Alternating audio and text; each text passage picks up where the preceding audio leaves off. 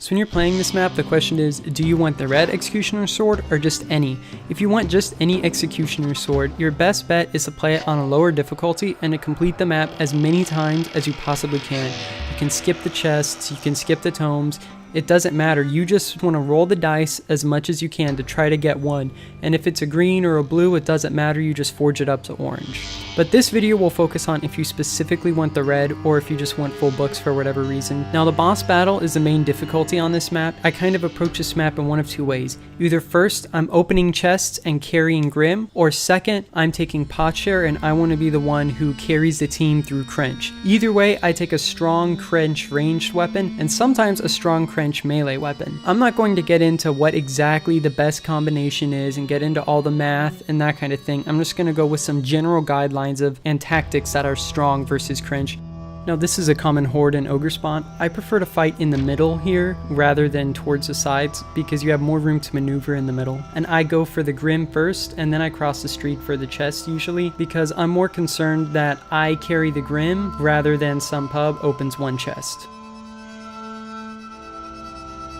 Then I cross the street again and go to this chest on the right. I think most teams tend to skip this chest, they stay along the outside wall. An ogre or a patrol might spawn here. If it's the ogre, I try to fight it around a long hallway. Then I go around to get this chest and go up the ladder to the first tome. Note that you can't skip the patrol by going above them on this catwalk, you'll aggro them anyway.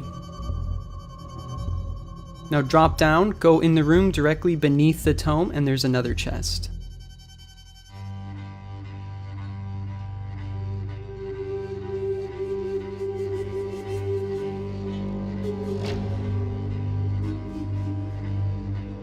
So after you get the second tome, it takes a little bit longer to go around back up to the top like I'm doing here, but I prefer to go up to the top because of the extra view that you get from being higher. You can see the patrol or any specials that may come at you. So I take the top catwalk and then drop down to this chest over here. If you have to hold out, you can hide back in that back corner over there, or you can hide near this chest. You need to jump in order to make this move right here. There's always 3 healths at the well. Be careful here because the bots have a hard time dealing with this kind of terrain. They aggro a lot of patrols here, and because the rats can come from any direction, it's easy to get surrounded and take a lot of needless hits. There's a chest near the ramp.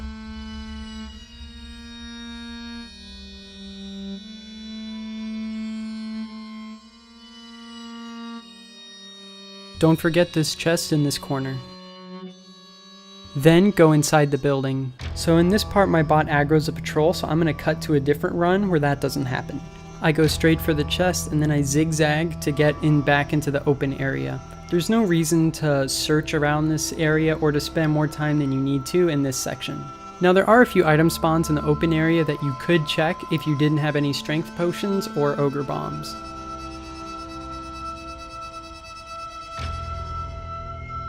It's worth noting that once you drop down, it is possible to get back up to this section.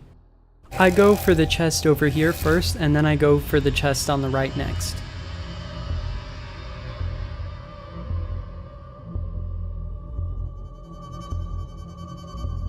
So I'm going to give a very broad overview of how to deal with Crench. There's lots of other people who know a lot more about how the game works and the damage that each weapon does and things like that, but that's not what I'm going to focus on. So the thing with Crench is if you're prepared for him, he's very easy and you can kill him very, very quickly and fight very few rats. But if you're not prepared for him, if you spend a lot of time in here, you're going to have to fight way more storm vermin and way more rats. You're going to take a lot more damage, and as you take damage, the fight is going to get harder and harder because you're going to run out of ammo and you're going to run out of tools. First, I'll talk about weapons, then I'll talk about tactics. Now the weapons you want to use against Crench are generally weapons that you would use against storm vermin. So things like backstab are very strong, things like axes that penetrate armor on every shot are very strong as well. Shotguns with the strength potion are very strong, as well as the true flight. And lastly, the haste repeater is ridiculously overpowered. So the first thing with Crench is to organize who's going to drink the pots and bomb and in what order that's going to happen. Well, the bomb is important because right when Crench begins to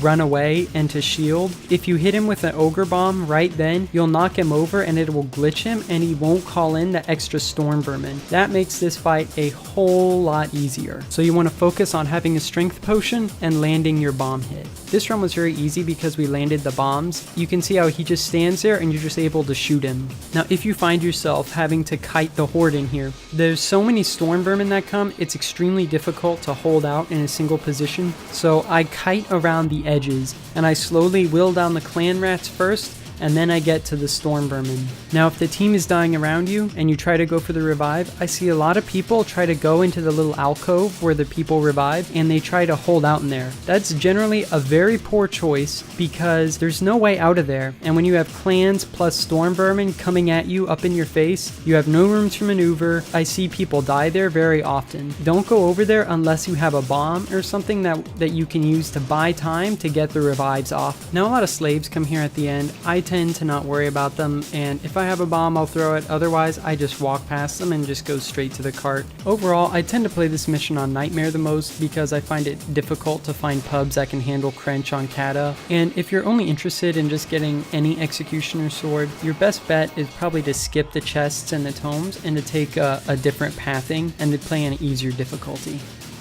So I hope this was helpful.